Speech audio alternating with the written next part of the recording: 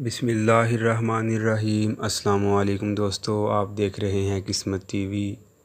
دوستو، میں آج آپ کو اس ویڈیو میں فرعون کے بارے میں کچھ حقائق بتاؤں گا کہ ربوبیت کا دعویٰ کرنے والا فرعون، اس کی لاش اس وقت کہاں ہے اور وہ کس حالت میں اور کہاں سے دریافت کی گئی۔ اس کے علاوہ فرعون کی ہی طرح ایک اور آدمی کی لاش جو کہ 4000 سال بعد برف کے پہاڑوں میں سے دریافت ہوئی، اس کے بارے میں، اور ایک کتا جو کہ ایک درخت کے تنے میں کئی سال پھنسا رہا اور فرعون کی طرح اس کی لاش بھی محفوظ رہی۔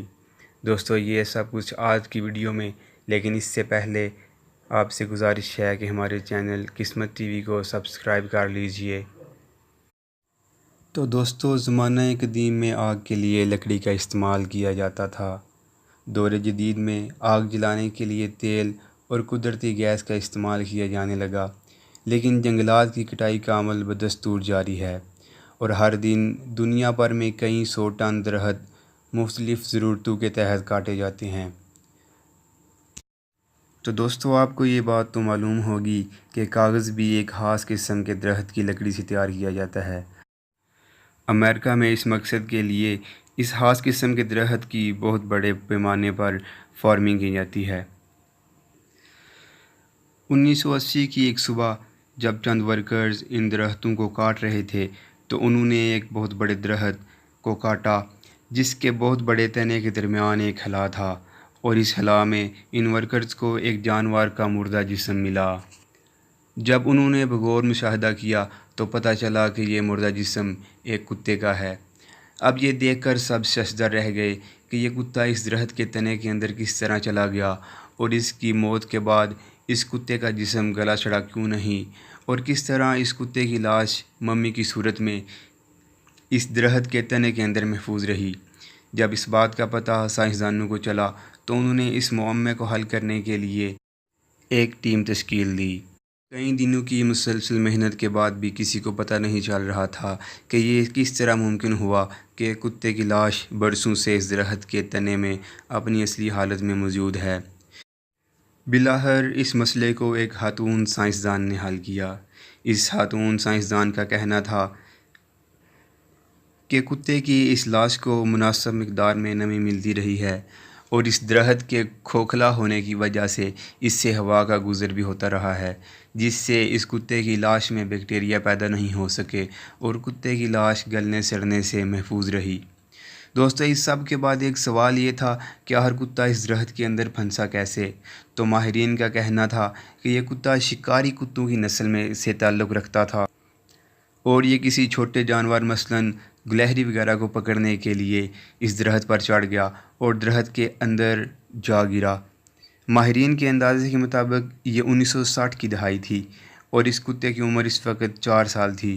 یہ کتا 28 فٹ لمبے درخت کے اوپر چڑھا اور اس کے تنے میں موجود خلا میں گر گیا اور وہیں پھنس گیا، اور بھوک اور پیاس کی وجہ سے اس کی موت واقع ہو گئی۔ اس کتے کی ممی آج بھی جارجیا کے میوزیم میں موجود ہے۔ تو دوستو، دوسرے نمبر پر آتا ہے RC دا آئس مین۔ دوستو، یہ واقعہ ہے ستمبر 1991 کا، جب دو سیاح آسٹریا اور اٹلی کے بارڈر پر موجود پہاڑی سلسلے میں سے گزر رہے تھے۔ یہ دونوں دوست اس وقت 3210 فٹ اونچی ایک پہاڑی پر تھے اور ان کی نظر ایک لاش پر پڑی جو کہ ایک گڑھے میں موجود تھی۔ اس کو دیکھنے کے بعد انہوں نے مقامی لوگوں کو اس کی اطلاع دی۔ ان کی خبر پر کئی مقامی لوگ اس لاش کو دیکھنے گئے کہ یہ لاش آخر ہے کس کی۔ جب ان لوگوں نے اس عجیب و غریب لاش کو دیکھا تو انہوں نے اس کی خبر مقامی تھانے میں کی۔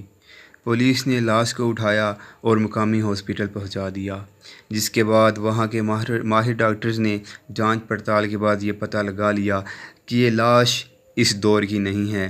ان ڈاکٹر نے اس لاش کو اس محسوس شعبے کے حوالے کر دیا۔ دوستو، اس لاش پر مختلف ٹیسٹ کرنے کے بعد یہ انکشاف ہوا کہ اس مرنے والے شخص کا تعلق زمانہ قدیم سے ہے اور یہ شخص 3 یا 4 ہزار سال پہلے مرا تھا۔ اس شخص کا قد 5.5 فٹ تھا۔ اس کو RC دا آئس مین کا نام دیا گیا تھا۔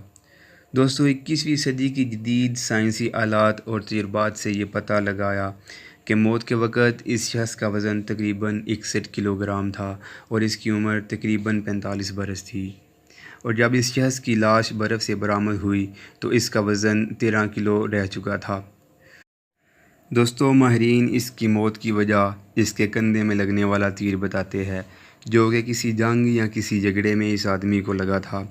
بعد ازاں اس شخص کے مردہ جسم پر برف کا بڑا تودہ بھی گر گیا، جس کی وجہ سے اس کے جسم کی 4 ہڈیاں ٹوٹ گئیں۔ اس لاش کے پاس سے 2 تیر اور ایک کلہاڑا بھی ملا تھا، جو کہ اس مرنے والے شخص کا تھا۔ دوستو 2013 میں اٹلی کے 3700 باشندوں کے ڈی این اے ٹیسٹ لیے گئے، جن میں سے 19 لوگوں کا ڈی این اے اس برف سے ملنے والی لاش سے میچ کیا، یعنی کہ اس شخص اور سیدھا آئس مین کے 19 رشتہ دار آج بھی اٹلی میں موجود ہیں۔ اس شخص کی لاش آج بھی اٹلی کے میوزیم آف آرکیالوجی میں موجود ہے اور اس پر مزید تحقیق جاری ہے۔ تو دوستو اب ہم بات کریں گے فرعون کی، جس نے خدائی کا دعویٰ کیا۔ فرعون نے حضرت موسیٰ علیہ السلام اور آپ کی قوم پر بڑے ظلم ڈھائے۔ دراصل فرعون اس وقت کے بادشاہوں کا لقب ہوتا، جو شخص بادشاہ بنتا لوگ اس کو فرعون کہتے تھے۔ ڈاکٹر مورس بقایا کے تحقیق کے مطابق بنی اسرائیل پر ظلم کرنے والے فرعون کا نام رامسس دوم تھا، اور اس شخص نے بنی اسرائیل کے لوگوں سے جبراً بہت سے شہر بنوائے اور ان میں ایک کا نام رامسس رکھا۔ جدید تحقیق کے مطابق فرعون کا یہ شہر تونس اور قطر کے اس علاقے میں واقع تھا، جو دریائے نیل کے مشرقی ڈیلٹے میں واقع ہے۔ رامسس دوم کی وفات کے بعد اس کا جانشین میرلفنہ بنا، اور یہ بھی اپنے باپ کی طرح نہایت ظالم حاکم اور سنگ دل تھا۔ اس کے دور حکومت میں حضرت موسیٰ علیہ السلام کو اللہ تعالیٰ نے مصر چھوڑنے کا حکم دیا۔ جب حضرت موسیٰ علیہ السلام اللہ کے حکم سے بنی اسرائیل کے ساتھ دریائے نیل پار کر رہے تھے، یہ بھی اپنی فوج کے ساتھ دریائے نیل میں اتر پڑا، مگر اللہ تعالیٰ نے بنی اسرائیل کو دریا پار کروانے کے بعد پانی کو ملا دیا اور فرعون اپنے سارے ساتھیوں سمیت غرق ہو گیا۔ اس سارے واقعے کو اللہ تعالیٰ نے قرآن پاک میں بیان کیا ہے۔ قرآن پاک نے فرعون کی لاش کو باقی رکھے جانے کی پیش گوئی بھی بیان کی ہے۔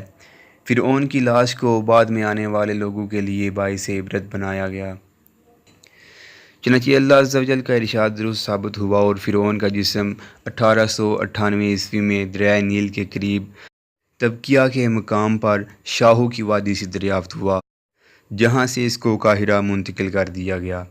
جب 1907 میں اس کے جسم سے اس کا لباس اتارا گیا تو اس کے جسم پر نمک کی تہ جمی ہوئی تھی۔ جب فرعون کی لاش ملی تو اس کی حالت اس قابل تھی کہ اس کو ممی کی صورت میں محفوظ کیا جا سکتا تھا۔ فرعون کی لاش قاہرہ کے عجائب گھر میں پڑی ہوئی ہے، اور اب تک فرعون کی حنوط شدہ لاش پر بہت سے تجربات کیے گئے، اور آخرکار سائنسدان قرآن کی اس پیشن گوئی کو ماننے پر مجبور ہو گئے۔